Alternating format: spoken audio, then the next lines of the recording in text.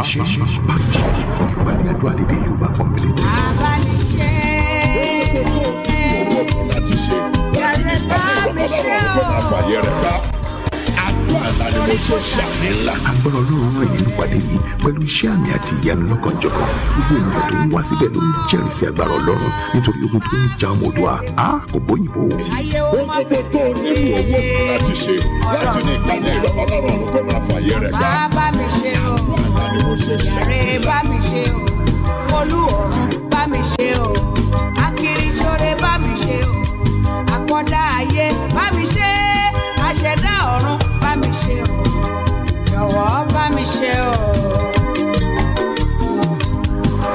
bá mi ṣe Olúwa ẹni ó bá ṣe ló ráyè gbé. ó bẹ̀bẹ̀.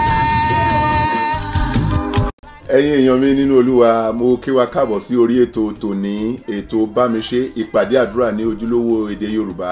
Ètò máa ń wáyé láti ìjọ Mount Zion Christian Ministries International Freedom Arena ní ìlú London. Orúkọ mi ni olùṣọ́ àgùntàn Débọ̀ Adégòkè. Ìpàdé tòní mo mọ̀ pé Ọlọ́run ní ọlọ́kàn. Nígbà tí àkókò bá tó láti gbàdúrà, mo fẹ́ kó tóra ká gbàdúrà torí pé ijó tó bá káni lára àdínkù kò jóni. Má sì gbàgbé pé Yorùbá wípé ogun tó ń jẹ ọmọ Oòduà kò gbóyìnbó. Torí náà ẹ fetí sílẹ̀, ẹ máa bá a ká lọ torí pé ìwọlẹ̀ rí kan lórúkọ Jésù Kristi.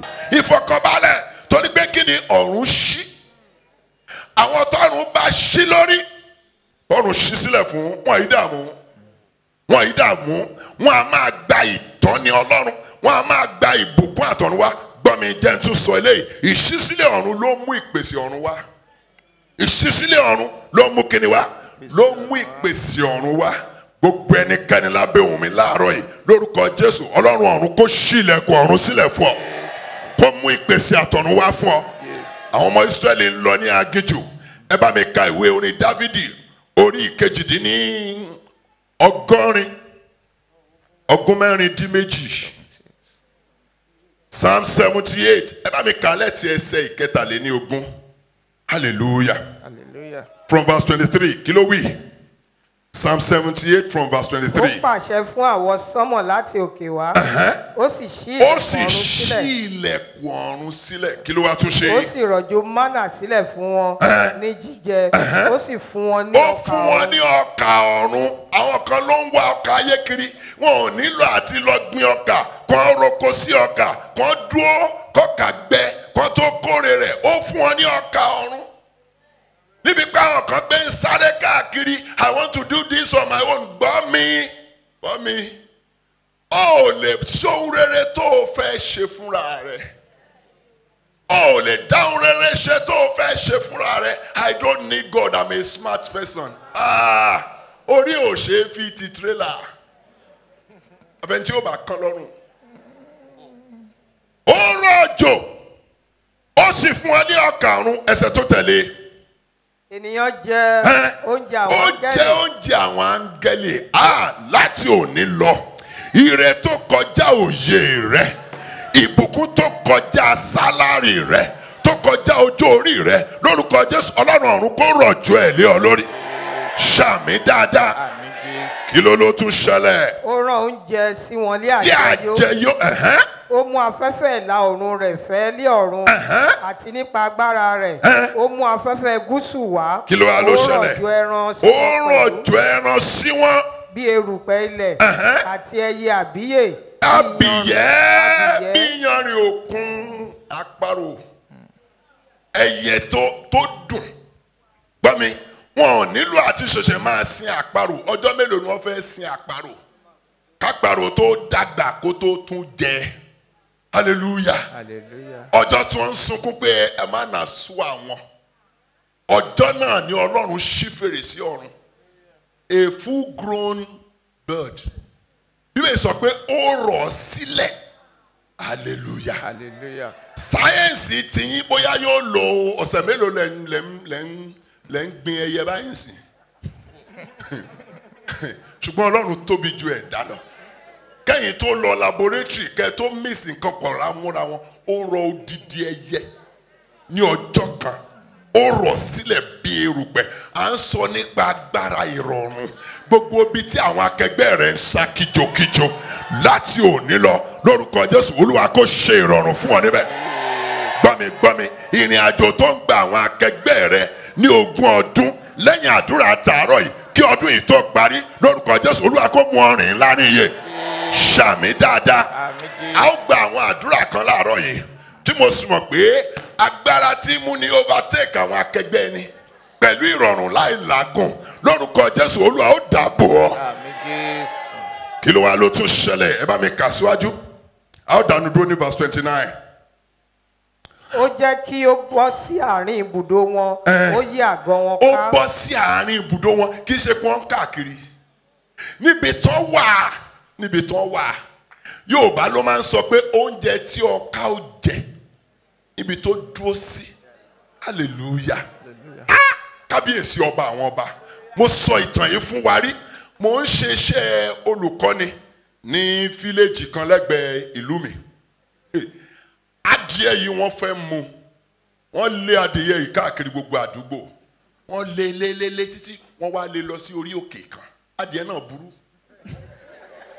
ìgbà tó máa bọ́ sínú ìkọ̀rọ̀ tó bọ́ síbi pàlàpàlà wọ́n bá lọ mú torchlight ǹjẹ́ mọ̀ pé ejò ńlá kan bẹ nínú pàlàpàlà yìí tí ò lè jáde adìẹ yìí sì kó sí ẹnu ejò mo wá wò pé Olúwa ejò yìí nílò oúnjẹ kò lè jáde ẹ̀dá sì lé oúnjẹ sẹ́nu rẹ̀ Ọlọ́run tó ń ṣe ìrọ̀rùn fún ẹ̀dá lójú kan náà tó jókòó gbogbo ìrètí ayé rẹ̀ ń fẹ́ lórúkọ Jésù Olúwa kó lu ẹnikẹ́ni àtòǹkóhun láti lé wọn sínú ayé rẹ̀ ṣàmì bí ẹni tó gbàgbọ́ ṣàmì dáadáa.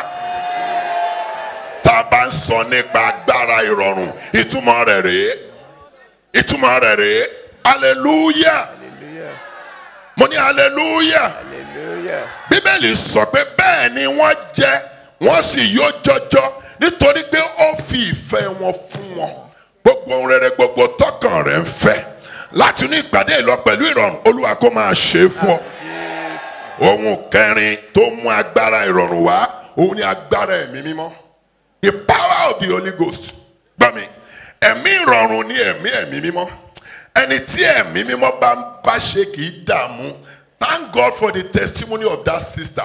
ó ní ẹ̀mí mímọ́ ló ń sọ fún un nígbà tó kọ nonsense tó kọ tán ẹ̀mí wa rò pé òkè ìjókòó lọ bẹ̀rẹ̀ láti question number 1 ohun tí ó kọ rè ohun tí ó kọ rè ohun tí ó kọ rè ohun tí ó kọ rè ohun tí ó kọ rè hallelujah ohun tí ó kọ rè 100% at the end of the day torí pé kí ni ẹ̀mí mímọ́ Bíbélì Jésù sọ nípa ẹ̀mí mímọ́ nínú ìwé Jòhánù ẹ bá mi ka orí 14 ẹsẹ̀ 15 àti 17.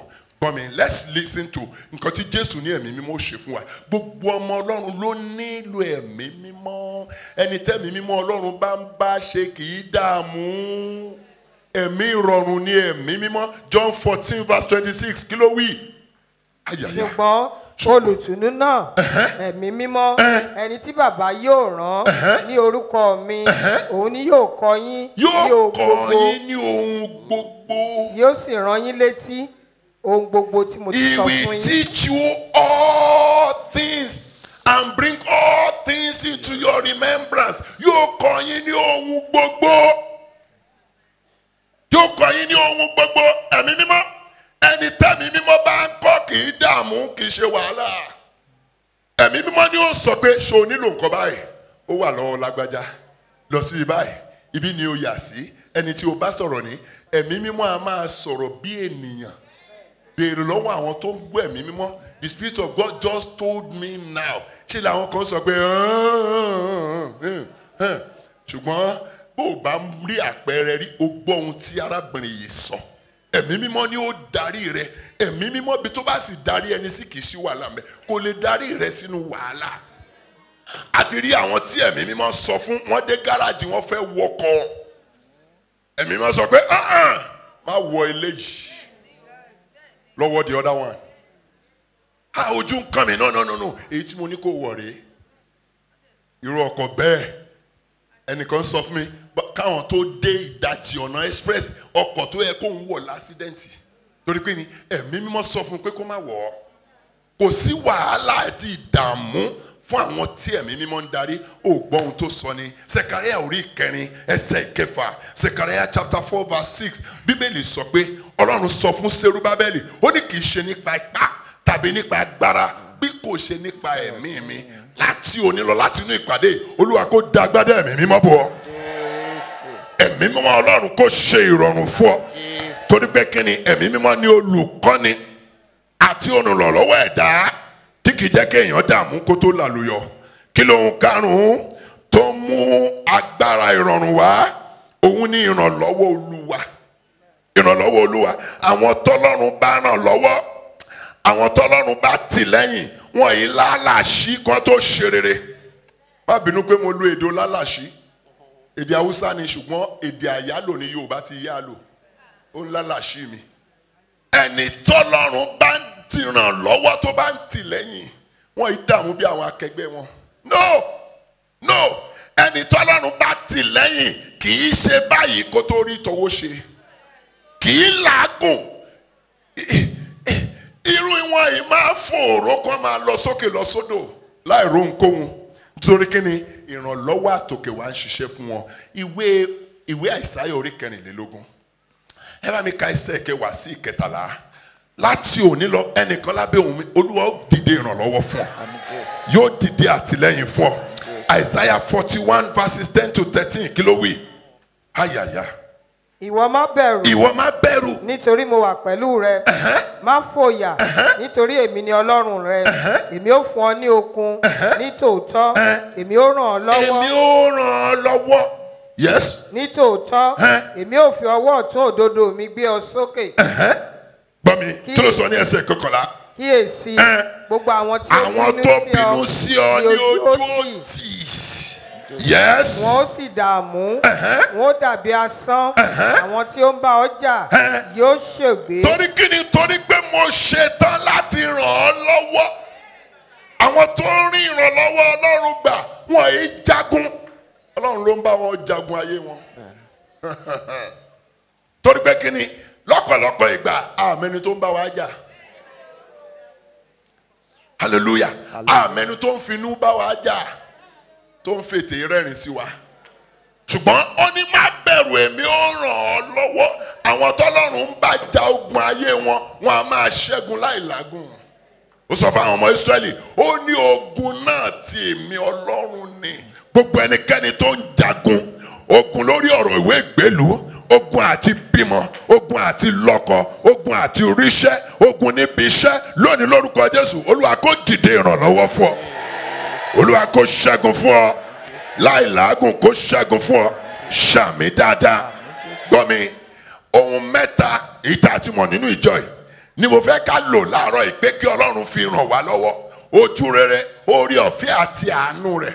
Àwọn tọ́lọ́run bá fi mẹ́tẹ̀ẹ̀ta yìí tì lẹ́yìn, wọn a máa ṣe rere pẹ̀lú ìrọ̀rùn. Bámiṣe ìpàdé àdúrà lédè Yorùbá pọ́nbélé tó máa ń wáyé ní sátidé kejì àti ẹ̀kẹrin nínú oṣù láago 9 sí 10 láàárọ̀ kùtùkùtù.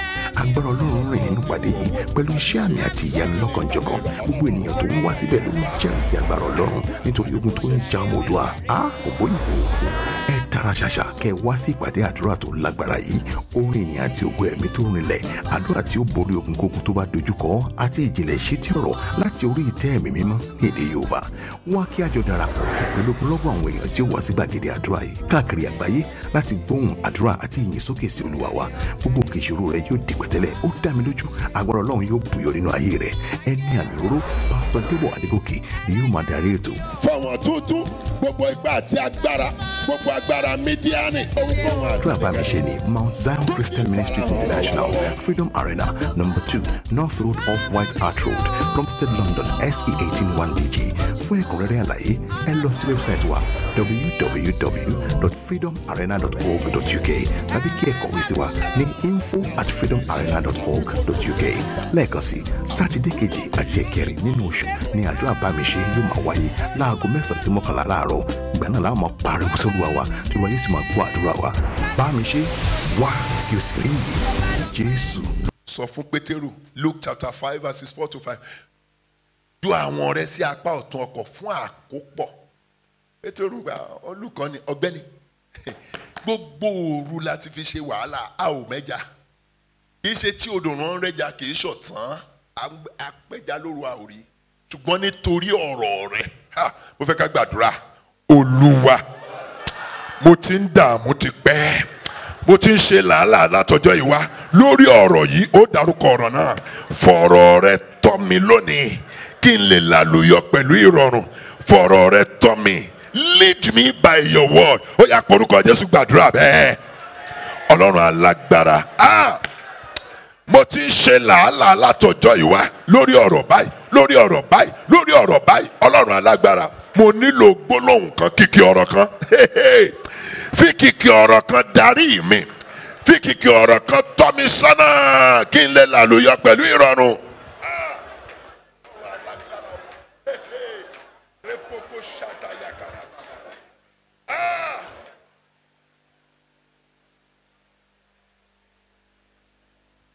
Jésù Kristi Olúwa wa Jésù Olúwa wa Jésù Olúwa wa gbàdúrà àwọn ìbùkún tí ó fi mí lọ́kàn balẹ̀ láì dààmú Olúwa pàṣẹ kí ọ̀run tú wọn sí mi lórí kí ọ̀run fi wọn tẹ́ mi lọ́rùn láti òní lọ ó yá porúkọ Jésù gbàdúrà.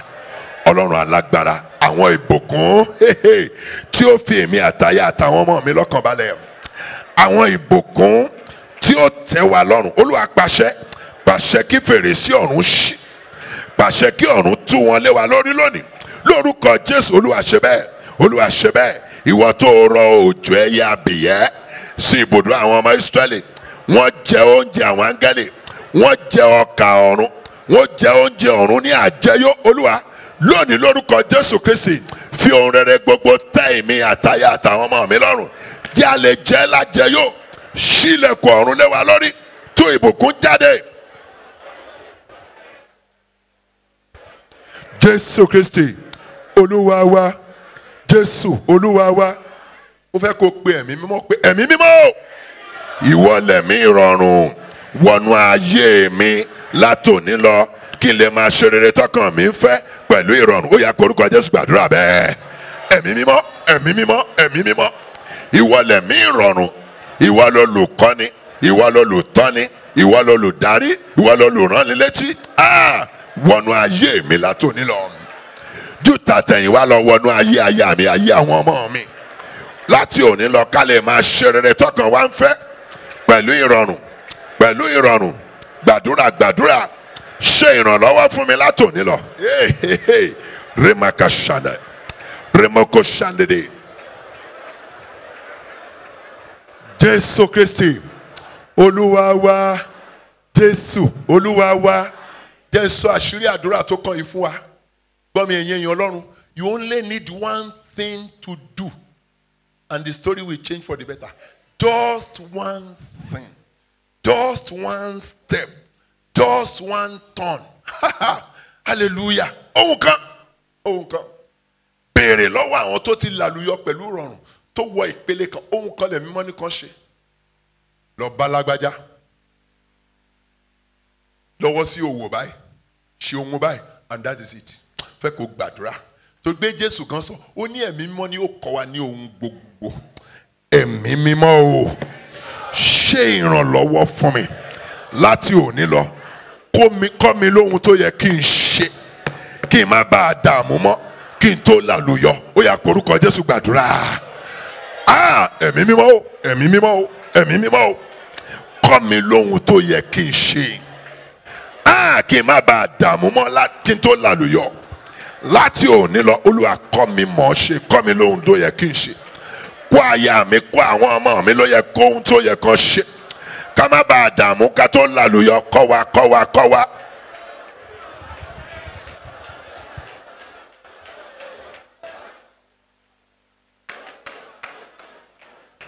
Jésù Kristi Olúwa wa Jésù Olúwa wa gbàdúrà ohun rere gbogbo tó ṣòro ṣe fún àwọn akẹgbẹ́ mi Olúwa jẹ́ n lè ṣe wọ́n pẹ̀lú ìrọ̀rùn láti òní lọ nípasẹ̀ ojú rere oore ọ̀fẹ́ àti àánú rẹ ó yá korúkọ Jésù gbàdúrà bẹ́ẹ̀ Ọlọ́run alágbára ohun rere gbogbo tó ṣòro ṣe fáwọn akẹgbẹ́ mi Olúwa jẹ́ n lè dá wọn ṣe pẹ̀lú ìrọ̀rùn láti òní lọ. Jẹ́ kí aya mi àwọn ọmọ mi lè máa ṣe wọ́n pẹ̀lú ìrọ̀rùn láti òní lọ nípasẹ̀ ojú rere oore ọ̀fẹ́ àti àánú rẹ. Olúwa ṣe bẹ́ẹ̀, Olúwa ṣe bẹ́ẹ̀, Olúwa ṣe bẹ́ẹ̀. Níbi táwọn ẹgbẹ́ mi ti ń ṣe wàhálà lórúkọ Jésù jẹ́ n lè dáre bẹ́ẹ̀ ṣe pẹ̀lú ìrọ̀rùn. Jẹ́mi àtaya àtàwọn ọmọ mi jẹ́ a lè dáre bẹ́ẹ̀ ṣe pẹ̀lú ìrọ̀rùn nípasẹ̀ ojú rere oore ọ̀fẹ́ àti àánú rẹ. Jésù Kristi Olúwa wa, Jésù Olúwa wa. Mo sọ fún alẹ́ kan lẹ́yìn àdúrà yìí, overtaking àwọn tó lọ wájú rẹ yóò di ìrọ̀rùn fún ọ. Ohun rere gbogbo tó dẹ̀tì fáwọn òbí àtàwọn aṣíwájú mi, Olúwa jẹ́ n lè ṣe wọ́n pẹ̀lú ìrọ̀rùn láti òní lọ nípasẹ̀ ojú rere oore ọ̀fẹ́ àti àánú rẹ. Ó yá pe orúkọ Jésù gbàdúrà bẹ́ẹ̀. Ọlọ́run alágbára, ohun rere gbogbo tó dẹ̀tì fáwọn òbí àtàwọn aṣíwájú mi, Olúwa o jẹ́ n lè ṣe wọ́n pẹ̀lú ìrọ̀rùn láti òní lọ nípasẹ̀ ojú rere oore ọ̀fẹ́ àti àánú ńlá rẹ. Jẹ́ kí aya mi àwọn ọmọ mi jẹ́ kán lè ṣe pẹ̀lú ìrọ̀rùn láti òní lọ nípasẹ̀ ojú rere oore ọ̀fẹ́ àti àánú ńlá rẹ. Gbàdúrà gbàdúrà. Ohun rere gbogbo tó dẹ̀tì fáwọn aṣíwájú mi nínú ẹbí wa, fáwọn aṣíwájú mi nínú iṣẹ́, nínú òwò tí mò ń ṣe, nínú kàríà mi, Ọlọ́run alágbára o jẹ́ n lè ṣe wọ́n pẹ̀lú ìrọ̀rùn láti òní lọ nípasẹ̀ ojú rere oore ọ̀fẹ́ àti àánú ńlá rẹ. O ṣé Ọlọ́run ìyanu, Jésù Kristi Olúwa wa, Jésù Olúwa wa. Gbàdúrà Olúwa jẹ́ n lè gbé ire ṣe kí n sì dé ibi gíga pẹ̀lú ìrọ̀rùn ní ilẹ̀ àjèjì tí mo wà yìí nípasẹ̀ ojú rere oore ọ̀fẹ́ àti àánú ńlá rẹ. Ó yá korúkọ Jésù sọ dàdúrà. Ọlọ́run alágbára, mo gbàdúrà lónìí èmi àtaya àtàwọn ọmọ mi jẹ́ a lè gbé ire ṣe ká sì dé ibi gíga pẹ̀lú ìrọ̀rùn. Olúwa ní ilẹ̀ àjèjì tá a wà yìí nípasẹ̀ ojú rere oore ọ̀fẹ́ àti àánú ńlá rẹ. Olúwa ṣe bẹ́ẹ̀ fún wa láti òní lọ, ṣe bẹ́ẹ̀ fún wa láti òní lọ. Ẹbí mi àti iṣẹ́ ìránṣẹ́ àtijọ́ yìí, Olúwa jẹ́ a lè gbé ire ṣe ká sì dé ibi gíga pẹ̀lú ìrọ̀rùn. Gẹ́gẹ́ bó ṣe sọ̀rọ̀ Jósẹ́fù, ọ̀rọ̀ Ẹ́sítérì ní ilẹ̀ àjèjì, Olúwa sọ̀rọ̀ àwa náà bẹ́ẹ̀ nípasẹ̀ ojú rere oore ọ̀fẹ́ àti àánú rẹ. Ògo ni fún orúkọ Olúwa. Jésù Kristi Olúwa wa, Jésù Olúwa wa. Ògo ni fún orúkọ Olúwa. Mo tún sọ lẹ́ẹ̀kan sí pé ògo ni fún orúkọ Olúwa, ògo ni fún orúkọ Olúwa. A dúpẹ́ fún iṣẹ́ agbára, iṣẹ́ ìránṣẹ́ tó ti jáde. Mo sì mọ̀ pé o ti gbàdúrà lórúkọ Jésù, ó rí èrè àdúrà jẹ nítorí pé ìwọlẹ̀ rí kan lẹ́yìn àdúrà yìí. Bẹ́ẹ̀ rí bá ti dé tẹ̀wá láago pé aago tó wà lójú móhùnmáwòrán yìí. Bàbá sì nílò ojúlówó iṣẹ́ ìránṣẹ́ èyí tí a ṣe lónìí, odidi rẹ̀ a lè pe aago tó wà lójú móhùnmáwòrán. Wọ́n ó sọ fún wa bí a ó ṣe rí ìgbà. Má pilẹ̀ máa gbàdúrà nìkan lórí móhùnmáwòrán, ó ṣe darapọ̀ mọ́ wa. Ibi méjì ni Bámiṣé ti ń wáyé. Ó ń wáyé láti olú ìjọ wa ní Mount Zion Christian Ministries International Freedom Arena ní Plumstead ní London. Àdírẹ́sì ibẹ̀ ó wà lójú móhùnmáwòrán ní sátidé kejì àti sátidé kẹrin láàrin aago 9 sí aago 11. Bẹ́ẹ̀ ló sì ń wáyé ní ìlú Manchester fún gbogbo àwa olùgbé Manchester àti agbègbè rẹ̀ láàrin aago 10 sí aago 12 ọ̀sán ní gbogbo sátidé kẹta. Àwa náà là ń ṣiṣẹ́ ìránṣẹ́ níbẹ̀. Yóò dára fún wa lórúkọ Jésù Kristi. Jésù ń retí rẹ, ìwọlẹ̀ rí kan lórúkọ Jésù.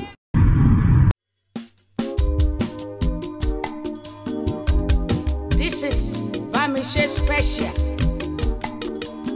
to the glory of God Almighty. Abániṣé,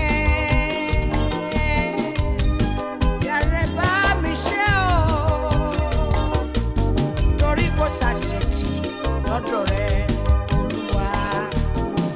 Agbọ̀ràndùn ọmọ òrukàn, Bámiṣé tèmi, ayé ó má bẹ̀rẹ̀.